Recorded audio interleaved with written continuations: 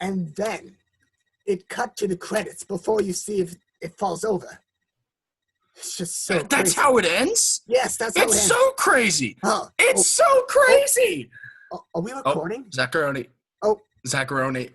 Oh, right. Zacaroni. What do we... Just go. Hello and welcome to Zacaroni and Cheese Staff Interviews. Where we're half scripted at best. That is true. Yes. Today we have a very special edition of Zacaroni and Cheese. This one has a title. Yes. Welcome to Zacaroni and Cheese Staff Interviews. The mystery of the haunted island. Mysteries revealed. Oh, the colons. Oh, the colons indeed. So many colons. So many. Listen if you please, it's gonna be a breeze. Zacaroni and Cheese. What do you say? We introduce our guests? Yes, let's introduce our guests.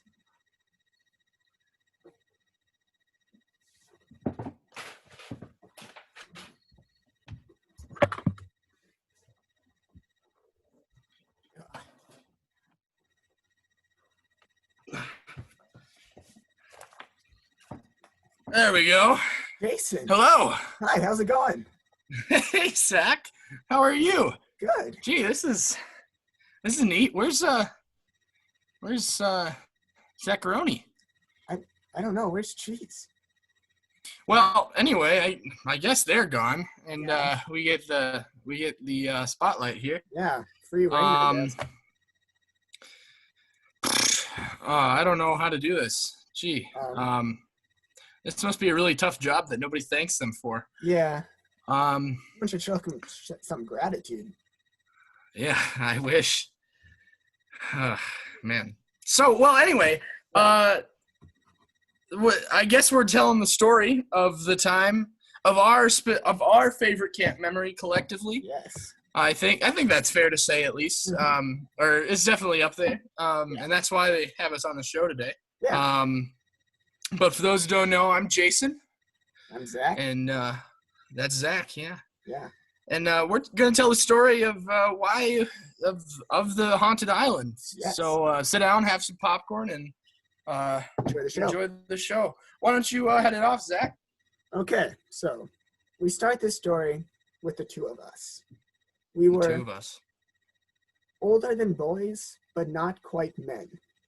Let's call us a couple of guys. So, a couple of guys. It was primary week.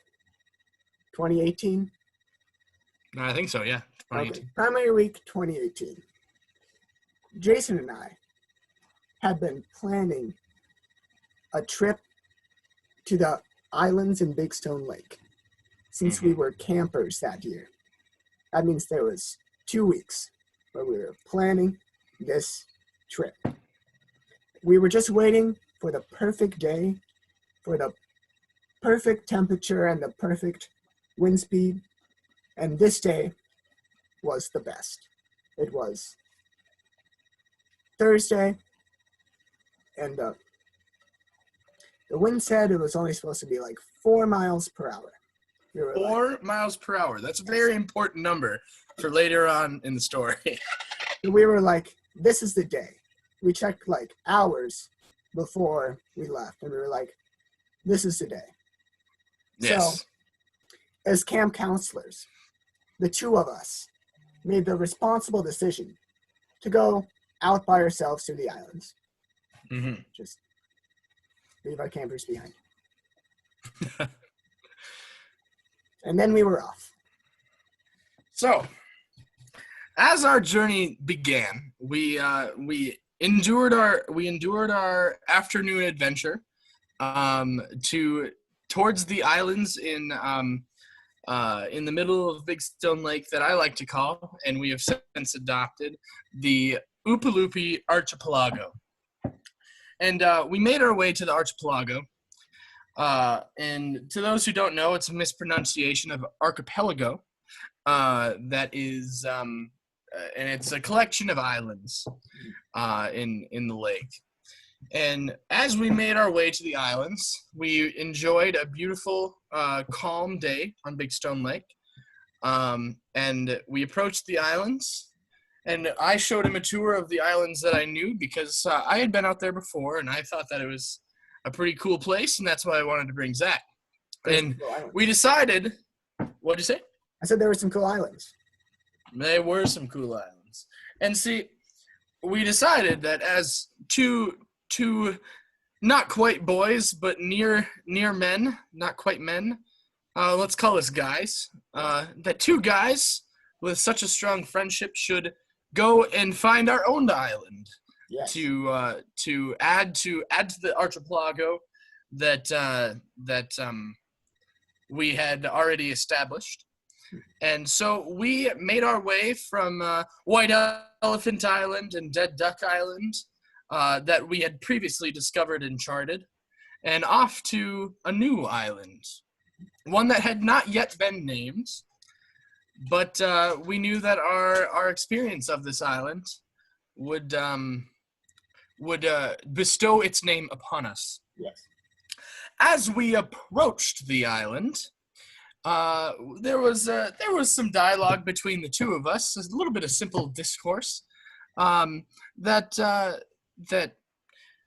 was a little bit miscommunicated between the two in the boat. Definitely. Yes. Now, why don't you enlighten us on that discourse? Well, the first thing I said was, Jason, we're heading towards a giant rock. Should we slow down? And I said, nah, I think we're fine. And I was like, we're going to hit it pretty hard. And I said, I really don't think so. And then we proceeded to hit the rock really hard. And we made sure that we did not tip the boat after hitting this rock at a very high rate of speed. Yes, it was a very. And we managed to land our boat on its shores. Take it away, Zach. Okay. Well, we then named that rock Crash Rock. For obvious reasons. Yes, for obvious reasons. And as we explored the island, the first thing we saw was a monarch butterfly. So. Very beautiful. Yes.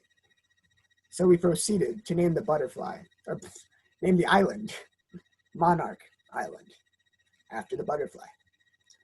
So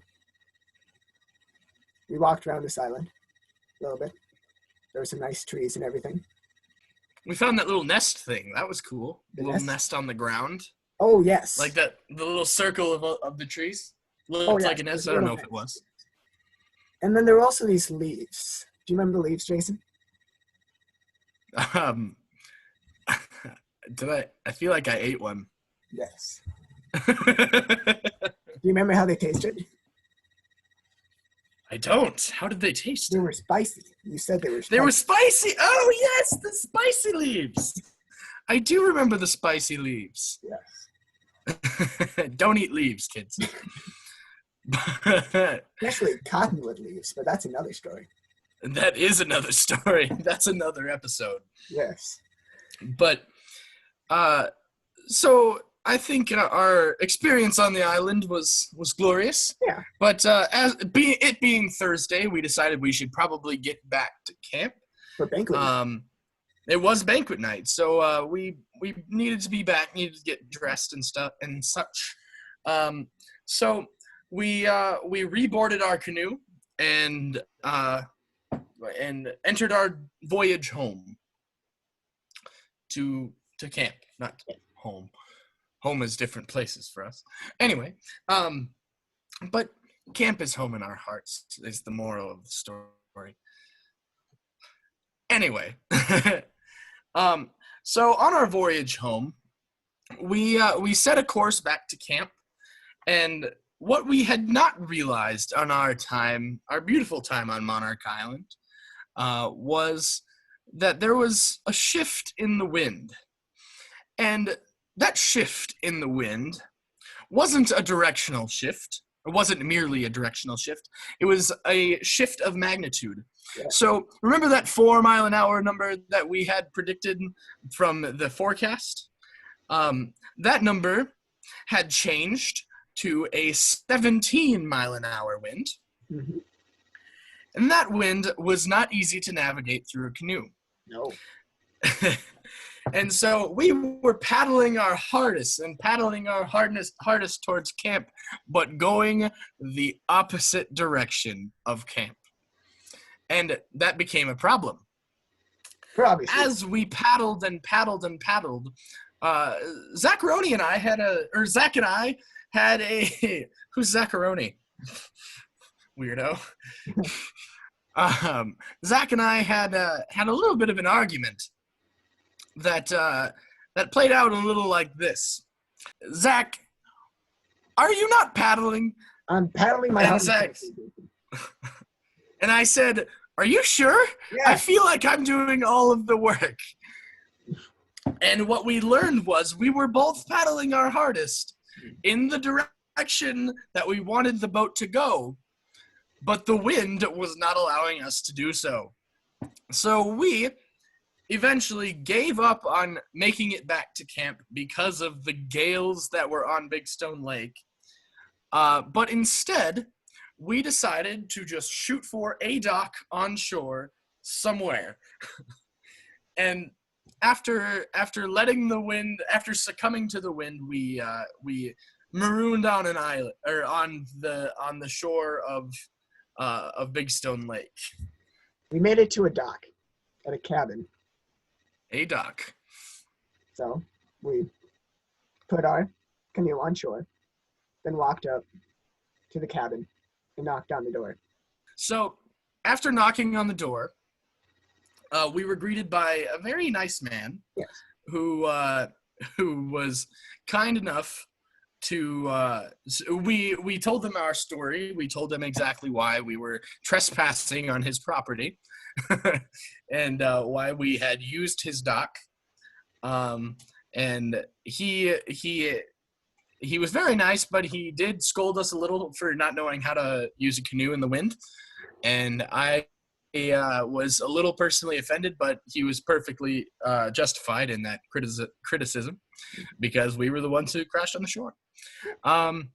So after calling a friend of ours, she came and picked us up with her car, and she scolded us for not knowing how to use a canoe on a lake in the wind. You remember what she said? We got back to camp. Or what did you say? Remember, she pointed at the lake and she said, "There are whitecaps." And we said 4 miles an hour. Yeah, we were like 4 miles per. we then, I think we'd even checked it at the time, and it said that it was like 5 miles an hour. It had changed, but it hadn't changed the appropriate amount. If I remember correctly, I'm not sure. Do you remember if we checked it or not? When we got back? Yeah, when we got back. I don't remember checking it. Oh, maybe I didn't.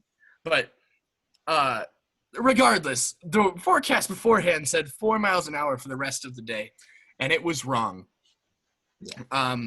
But we got back, and we had to leave the canoe at the man's house. We did so with his permission, of course. And he said that was okay, but we had washed up on shore like 2-3 miles away from camp because of the gales that we were caught up in, essentially. Do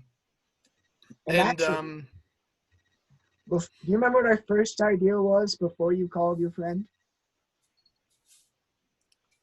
I don't remember. Please enlighten me. We were going to carry the canoe all the way back.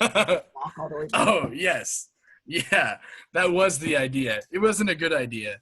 Because you don't think, when you maroon on the shore, you don't really expect to be as far away as we actually were. We expected that we were quite a bit closer to camp. Mhm. We were not. So, yeah, carrying the canoe, we would have missed banquet for sure. Yes. But lessons learned. Mhm. But as we got back to camp, our friend so graciously picked us up and dropped us off, and we had to go back with Taylor Gergen's truck. Buff Taylor. Buff Taylor Gergen's truck. I have to specify. He gave us a ride back, and we got the camp's canoe, and we all made it back for banquet.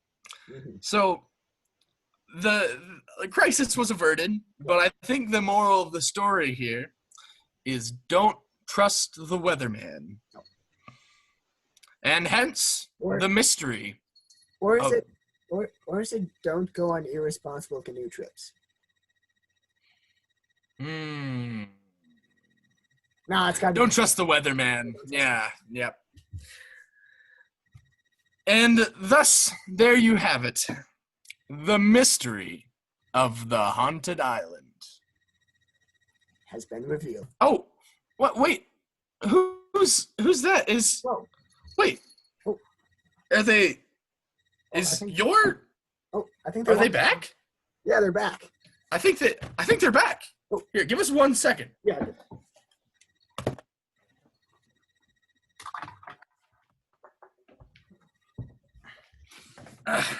I can't believe they started the interview without us. What? They finished the What? interview without us. How'd they do that? Well, They're some cool guys, I suppose. very cool guys. Well, thank you, Well, Zach and Jason. thank you. Thank you. Signing off. This has been Zacaroni and Cheese, the Seth Interviews Mystery of the Haunted Island. Oh, a mystery's revealed. Oh, the Collins. Oh, the Golans. Listen if you please, it's gonna be a breeze. Zacaroni and cheese.